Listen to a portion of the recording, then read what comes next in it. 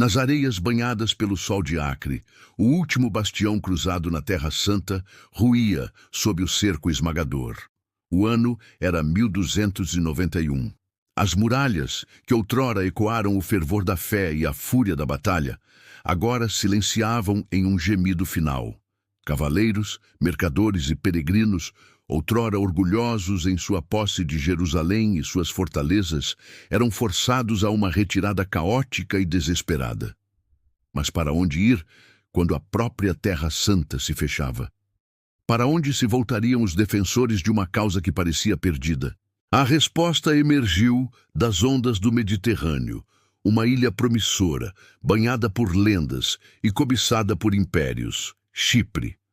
O que se desenrolaria ali não seria apenas uma reorganização militar, mas o embrião de uma nova era de intrigas, poder e a persistente chama de uma reconquista que nunca viria. A queda de Acre não foi um mero revés militar. Foi um cataclismo que estremeceu os alicerces da presença latina no Oriente. Com a perda do último grande porto e fortaleza, a retaguarda logística e estratégica dos reinos cruzados desmoronou. Aqueles que sobreviveram ao massacre e à fuga desesperada buscaram refúgio nas ilhas do Mediterrâneo Oriental. E Chipre, a apenas alguns dias de navegação, tornou-se o destino natural. A ilha, sob o domínio dos Lusignan desde a Terceira Cruzada, oferecia uma base segura, um ponto de reagrupamento e, para muitos, a última esperança. A chegada dos remanescentes de Acre a Chipre foi um choque cultural e logístico. A população local, majoritariamente grega ortodoxa, assistiu com uma mistura de apreensão e curiosidade à chegada em massa de cavaleiros latinos, suas famílias, servos e todo o aparato militar e administrativo que havia sido expulso do continente. O reino de Chipre, embora próspero, não estava preparado para tal influxo. As crônicas cipriotas da época registram o aumento da pressão sobre os recursos, mas também a injeção de novas energias e, crucialmente, de poder militar e eclesiástico. Dentre os recém-chegados, nenhuma ordem se destacava tanto quanto os Cavaleiros Templários. A Ordem do Templo, com sua vasta riqueza, experiência militar e redes de influência por toda a Europa, era um ator central na Terra Santa. Com a queda de Acre, a sede da ordem foi formalmente transferida para Limassol, em Chipre. Esta mudança não foi meramente geográfica, foi uma reorientação estratégica profunda. Chipre não seria apenas um refúgio temporário, mas o novo centro nervoso das operações templárias no Mediterrâneo Oriental.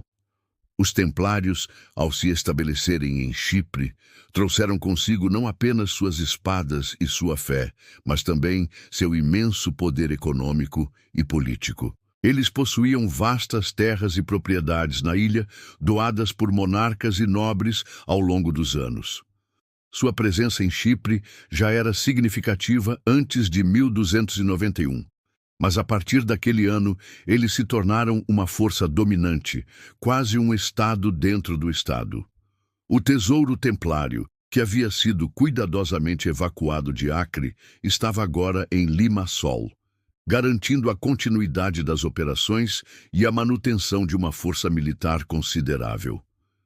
A influência templária em Chipre era multifacetada.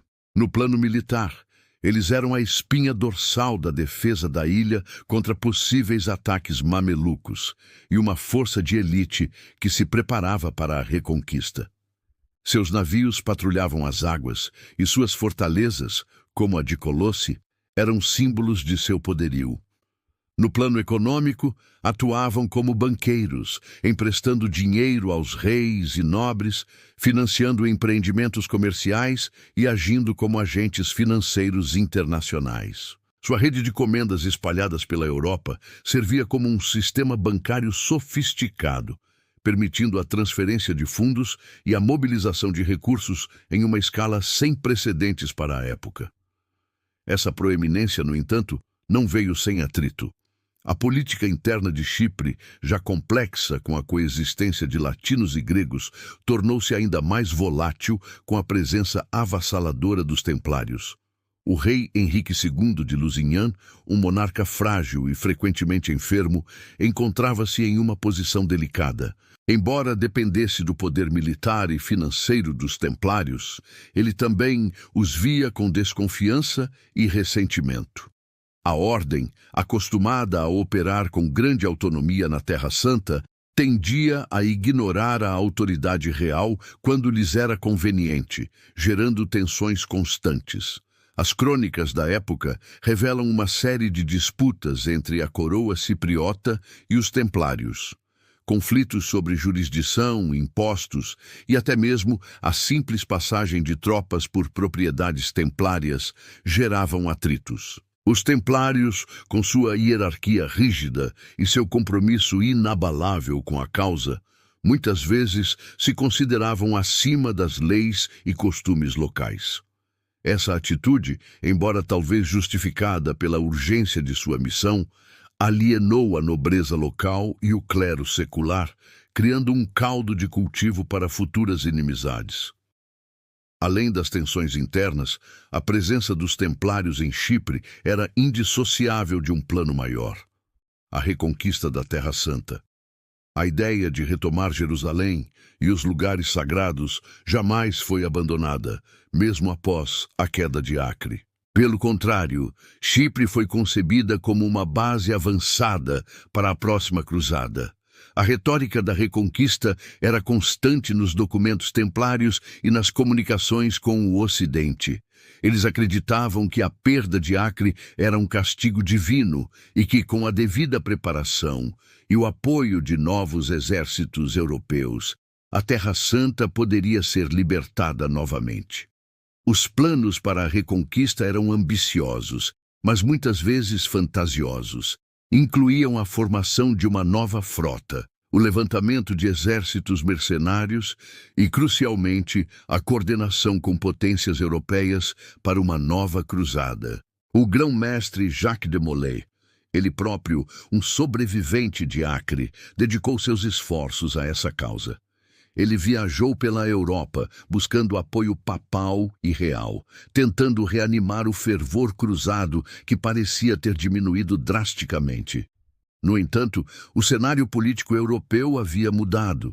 Os reis estavam mais preocupados com seus próprios reinos e as guerras internas do que com aventuras no Oriente.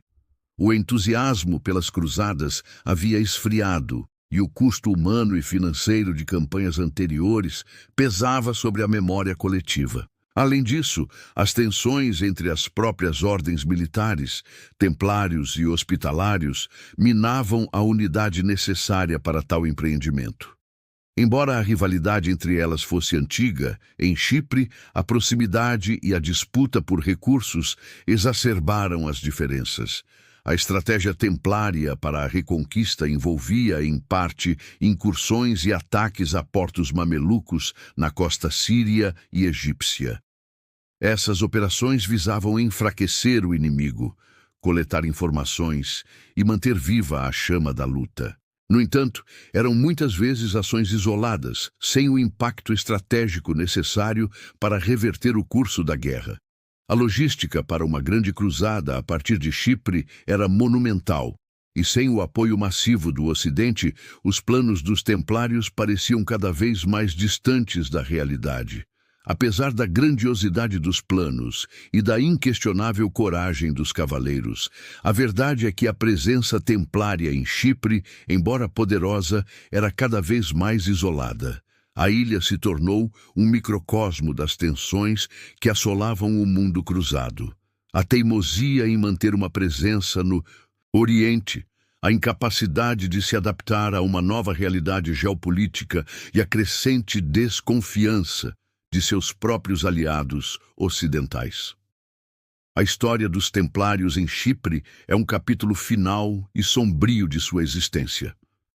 Enquanto se preparavam para a reconquista, a verdadeira ameaça não viria do leste, mas do oeste. O rei Filipe IV da França, cobiçando as riquezas da ordem e temendo seu poder, iniciaria um ataque implacável que culminaria na supressão dos templários. As vastas propriedades em Chipre seriam confiscadas, e o sonho de uma nova cruzada, gestado nas fortalezas da ilha, seria esmagado de forma brutal. O destino de Chipre como centro de operações templárias foi selado não pela espada mameluca, mas pela intriga política europeia. A ilha, que havia servido como refúgio e base para uma causa perdida, testemunhou o último suspiro de uma das ordens militares mais poderosas da história. A sombra da queda de Acre se estendeu sobre Chipre, e com ela a complexa trama de poder, fé e ambição.